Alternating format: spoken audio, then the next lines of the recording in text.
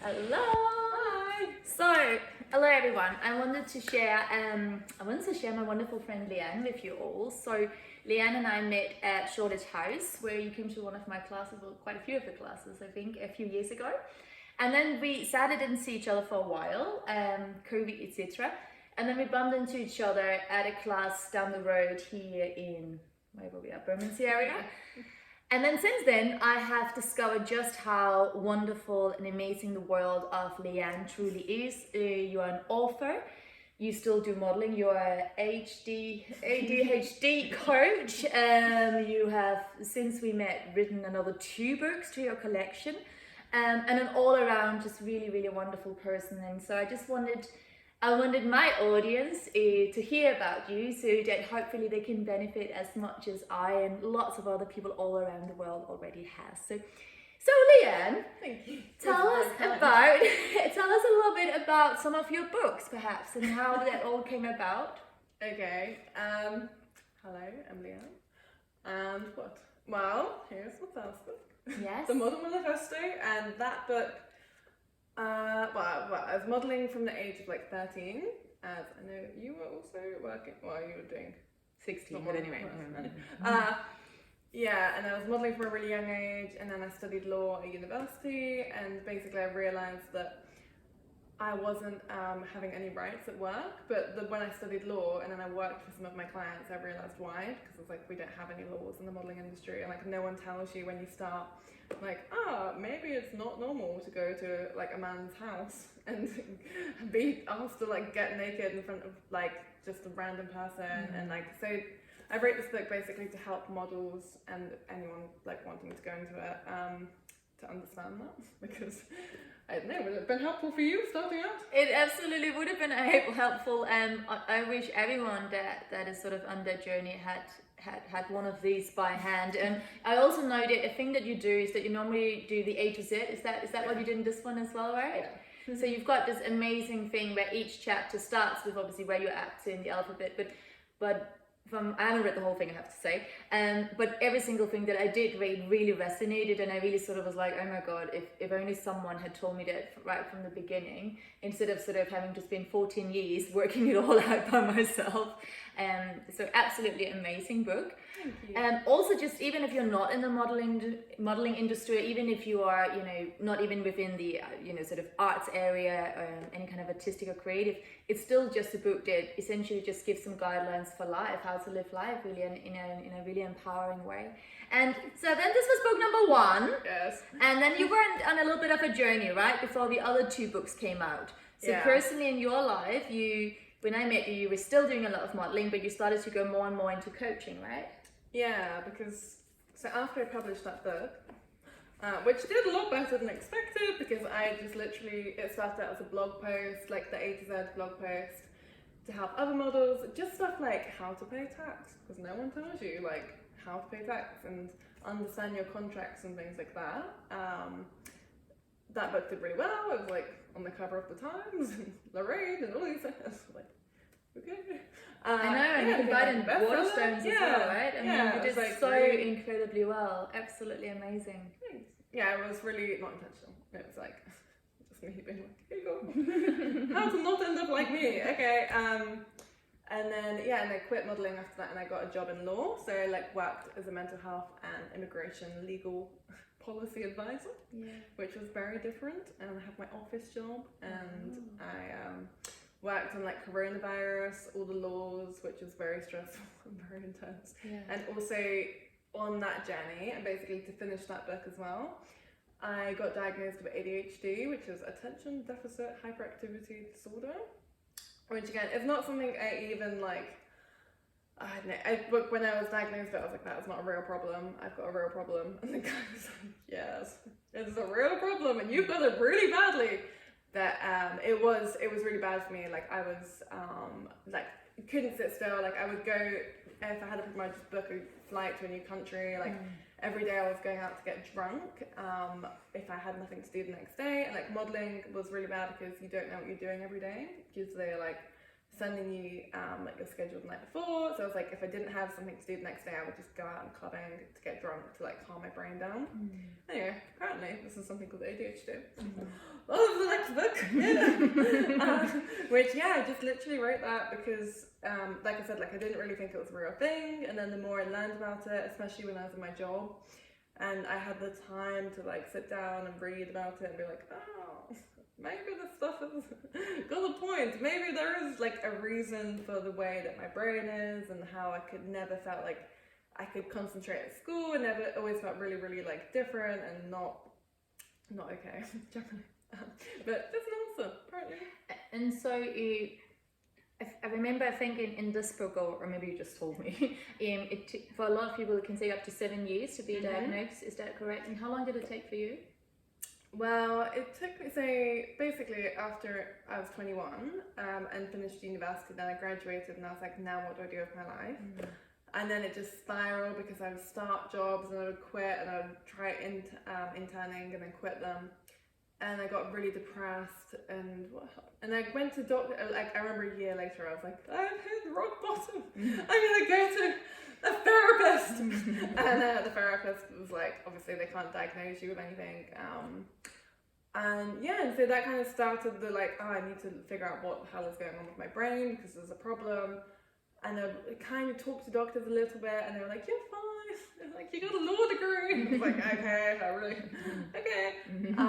So I guess it took like 4 years in that way of like trying to figure out myself. And then it got like really, so I became like really suicidal and kind of decided to die. Which is that book. I was like, I should leave this book behind so at least other people have help. You've given something to the world. I'm not literally. I can't. I was like, it's really selfish to just kill myself and not even do it. I was like, go and volunteer or do something. I was like, don't waste. Like, so I was like, okay, at least if I write the book, and then ironically it gave me like the purpose to, and then. So you decided not to kill yourself. Yeah, I decided not to kill myself. And as part of that, I ended up going to the psychiatrist and like having to pay. There was £400 to go, but I was just like, actually, I don't want to die. And that psychiatrist like said you have ADHD, because I'd started googling all my symptoms by that point and thought like, how is it possible that someone can have like all of these disorders, every single condition, like, but ADHD wasn't one of them. But and he was like, no, you don't have any of that, you've got ADHD. And I said, okay. And I went on holiday for 2 weeks, and I was like, well, this isn't actually such a socially unacceptable problem. I was really afraid of like being put in hospital. I was like, fine, give me medication. He was like, no, you've got to come back for another £400 appointment. And yeah, so come back after your holiday. But then on that holiday, I ended up like meeting someone on the beach and moving to Australia and like literally doing a partner visa. This is ADHD, like impulsive decision, like spent thousands of pounds on partner visa, like gave all my stuff away here and then wrote that book, came back a year later and was like, okay, maybe you're right, maybe ADHD is a problem. So I guess it was about a year of that process, but then I paid another £400, and then he was like, now you've got to pay £300 a month for medication. Well, for how long? And he was like, forever. And I was like, what the hell? And he said, if you want to go back to the NHS, then you have to wait and you get re-diagnosed for all of their processes, which would take like months or years. And I was like, well, I literally can't afford this. I don't have a job. And then eventually I got really sick because nothing else in my life was changing. I was taking this medication, but like I was still doing modelling in a really like hectic way. I still had really bad relationships. I was still going out clubbing, drinking, like all of these things. And yeah, he just wanted to give me like more medication. I was like, no, we definitely do not need any more medication. Like got really, really sick, got off it. And I just said, fine, I'll go to my GP. I'll wait however long, like years. And then my GP said, no, we can actually continue looking after you anyway. So that's kind of why I wrote this book, because it's like for other people that had no idea, because like now I pay £10 a month for my medication. So it's quite interesting that you decided to write this book because you felt, I am feeling a little bit, no, not a little bit, I feel really lost in this world of modeling, and I don't want anyone else to feel that way, so I'm going to write the guide, you know, the how to be, you know, how to know your power, what to do in certain situations, you know, knowing your boundaries, all that kind of stuff. So essentially you gave, you know, like everything you could to that area, and then once you ventured into the next area of your life, which was trying to sort out why you were the way you are and what was going on for you, then again, because you didn't feel that the world actually had the answers that you needed, just like the modeling world didn't have the answers that you needed, you decided to create the answers that you needed. And which again is like so beautiful, because a lot of other people just get really angry with the world, and especially when you are in a situation where, you know, your mental health was at such a critical point. Because I know we're laughing about the suicide thing, but you know, because it's a laughing crowd, right? Yeah. But obviously at the time, that's, you know, that's absolutely horrendous to get to that point where you think, this is my best option in life. And you know, to decide to do this research, not just for yourself, but for the benefits of so many others, it's such a beautiful gift. So here it is. Thank you. Yeah. And third book. Yeah, that book is actually being republished. Okay. Yeah, so it got bought. So I literally just published it I published it last January. Yeah. And I was so embarrassed. I misspelled the title when I did it. I remember this part. Yeah. But and then basically a couple of months later, Microsoft got in touch and they were like, can you come and talk to us about ADHD? And I was like, okay. In fact, I can. Alright then. And then I kind of started doing the coaching and training companies, and now I've actually got like a company that trains basically like employees and everyone on like ADHD and accepting it at work, because I think that's a whole other topic and it's really interesting, but it's really complicated. And there's like not very much training out there, and I think with the pandemic and with like social media and people getting more educated about the stuff, so now like the waiting list now to get diagnosed is 7 years, which is just crazy. And then like it's really bad because they say 1 in 4 women with ADHD will have attempted suicide. So and that book basically got bought by Hatchet, this big publisher, so I've just had to rewrite it, which has been very painful. And it will be republished in November, and then it'll be in like shops and so exciting. But up until that point, where can people buy it now on Amazon? Okay, via your website or something. There's a link maybe. But I'll have to take it down at some point. Sure. Because the publisher said I have to. So wow, amazing. If you wanted. And then and then we've got this one. Yay! So with this one, where were you at then? Knowing that it's not like you sat down and you just thought, "Ooh, I'm in the mood for book writing." Like actually, all of these beautiful books were born out of well, it sounds like a need of, you know, I keep thinking desperation, but you know, like when you are not in a good space at all, right? You know, you're like, oh my God, you know, this is a horrible thing I'm going through, and I want to do everything I can to make sure no one else has to go through it, so that there's that manual to life out there. So what was going on when this one was born? This one is an anti-exploitation manual for social media, mental health, and body image. So this one I wrote it last year, and why did I write it? I wrote so after I quit my job last year as well, and I became like a full-time ADHD coach, and got back into modeling and all these different things.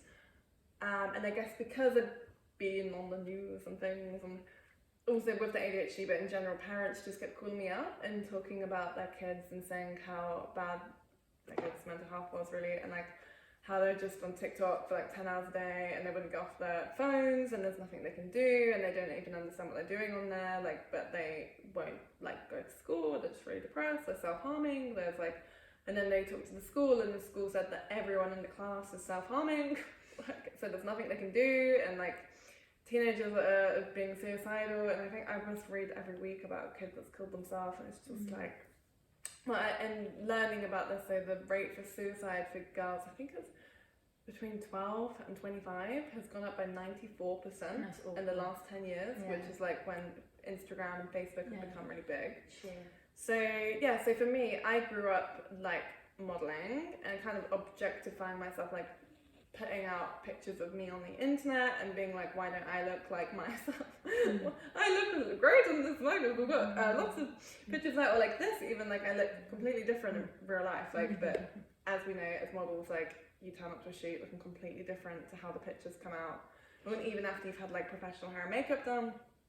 And I grew up comparing myself to myself, and then like with Instagram, when that came out and like with modeling, like clients would be like, how many followers do you have? And I had an agency that told me to buy followers. So like me and all my friends had fake followers, like, and then the same in my early 20s, I basically started going traveling and I had this very Instagrammy life, like my Instagram was like going on big massive super yachts and like cute dogs and like modeling and all that stuff, but I was, like we said, like really suicidal, and all I was doing was like I would wake up in the morning and just want to go and like think about what am I going to post on Instagram today. What is wrong with me? I was like, why am I doing? And so I guess I kind of understand the world that these kids are growing up in, because and you were also coaching a lot of young people, right?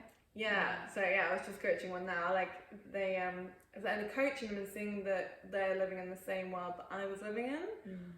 That all of them, and they're not modeling, and they're just growing up in this weird world. Like, oh my, TikTok is like the most dangerous app out there because it can learn what you like so quickly, because it shows you so many like very short videos of like 15 seconds long. So the algorithm really quickly picks up on your tastes, essentially. Yeah. So fast, and it also will show you things to make you feel like bad about yourself, but also they've got this like very, very, very excellent like editing software, because I was like, how are all these kids so beautiful? Like literally every single one of them is like more beautiful than any person I've seen in real life, but they're using like enhancing software that just makes them look like I don't know what, as like a robot that doesn't exist, but like quite real. So you would never really think. I didn't even realize they were filtering themselves so much in the beginning, but I was like, oh my god, like it's so subtle and so clever that is much better than what a makeup artist or a hairstylist would do to me in like 3 hours. It's like within a second. So yeah, I pretty much wrote this book to help them. I was like, I'm gonna have to read it out line by line on TikTok because none of them can read a book, but also for parents, because these parents are just like, what do we do? What are they doing? Like, they're just really desperate, and I couldn't coach them all, and it's also really depressing to coach. No, of course, but I also think it's like, I mean, you know, so I'm just going to do a little reading here. So it says, behind the picture perfect life of many models and influencers lies an ugly reality of serious mental health problems, body image issues and exploitation. Today this affects us all. And I think that, again, this is one of those books where whether you are a model or not, or whether you have children or youngsters or not, this is a book that we could all really benefit from learning and, you know, reading and understanding, like, you know, what you see is totally not the reality. And even though we know that, we still buy into it, right? And we do, because it's so subconscious. You know, we are brought up in a world where you have posters everywhere of people that look a certain way, and you just take it for truth, even though, like, we both worked in that fashion industry, you still do, and so we know that everything is photoshopped, everything is, you know, turned in, stretched out, pulled up, hair out, whatever. New face. Right, new face. And yet, you know, and yet we see a campaign of someone, whoever it is, and you know, you immediately, like, if it tells a story, and that's what campaigns and advertising normally do, it tells a story that triggers your emotions. You're having an emotional experience before your brain is even going like, hey, this is not real, like, you know, don't compare yourself, right? And so I think the more we can educate ourselves, and obviously spending less time on social media, the better. Or using social media, you know, as a platform. If you are a business, obviously I run a business, you run a business, you know, post what needs to be posted, you know, spread some joy, spread some positivity, but don't go in and check out every other competitor out there, because whatever industry you're in, you're just going to feel bad about yourself. You're always going to feel like, I'm not quite enough, because that's just the baseline as us as human beings, right? We have this idea that the grass is always greener on the other side, and I should always be doing all of this because we have this desire to expand and to change, right? So again, another amazing book. And I think from all of these books that came to life, and I'm looking forward to number 4, which I'm sure is in the making in there, I mean, all of them, again, they share the same message, which to me is all about, you know, understanding that you're not alone in life, understanding that you do fit in just by birthright, you know, that there's nothing, you know, that you need to change, or, you know, there's nothing, exactly, essentially there's nothing wrong with you. And I think this is such an important message, and something that, like, I keep talking about, because obviously I know the first one was very much born out of the modeling thing, and some of you guys listening might be like, well, I'm not in that industry, Josie, this totally doesn't relate to me, but it kind of does. like getting that message that you are exactly who you need to be and that you are exactly where you need to be at your life at all times. It's just incredible, and the world is definitely a better place due to these amazing books. And so, Leanne, how can people connect with you if they're interested in, you know, whether you're sitting at home now and you're going like, yes, you know, this, I have to keep reading about, you know, this ADHD that seems really difficult to remember what the hell it's called, right? This ADHD thing might be me, or it might be someone that I know, and I'm interested in learning more about it. I'm interested in understanding the options for help, not just in terms of medicine, but very much in terms of managing in daily life, you know, what tools, what exercises one can use, all that kind of good stuff. So how can people find you? They can find me at my website, leannemaskell.com, Okay. or the ADHD one. I've got this company called ADHD Works.info, and the ADHD, like that book was it was very interesting because I published it and was like, oh my god, why have I just done this? Like, that is so embarrassing. You felt embarrassed. Yeah, I was like, I've just stamped ADHD on my forehead. I've just like said to the world, like, hi, never hire me. It's kind of like, I've got COVID in the beginning. Literally, I was like, why have I done this to myself? Like, but then, and then from that, like, so many, like, that book has done so incredibly well. Like, I'm still amazed at it. Like, so many people buy it every month, and I get so many messages every day from people being like, the book has changed my life. And that's when I was like, oh, maybe it's not so terrible. Okay, that's nice. It's helped you. But yeah, and it's some things to say, like, the government can pay for like your company to even get training and like for you to get coaching, which is why I think ADHD coaching is very good. Yeah. But it's really nice because like the support is actually out there, but that book kind of tells you how to get it. Yeah. And again, I think it's really strongly, it's about the lifestyle changes, and it's just learning about your own brain and yourself and what you can do about that. Like, exactly. Not like, let's take a pill. But that's exactly it. And I think that, I mean, that's always what it's about in life anyway, right? It's like understanding, like, learn about yourself, get to know who you are, get to know your strength and your weaknesses, and start to learn to embrace all of it, but really get to know yourself. Yeah. And understanding that there are not just other people, as in like other people with this thing, but like that they're just, you know, as a human race, you know, we are all in this together, and we are all just walking each other home, and we are all here able and available to support one another if we open up for it, and especially when we take very courageous steps, just as you did with all these books. So I think that's it for today, because I could sit with you all evening, which I'm going to do once we finish this. So thank you so much. And I'll put all those links in the newsletter below. So thank you so much. Yay. Thank you. Great.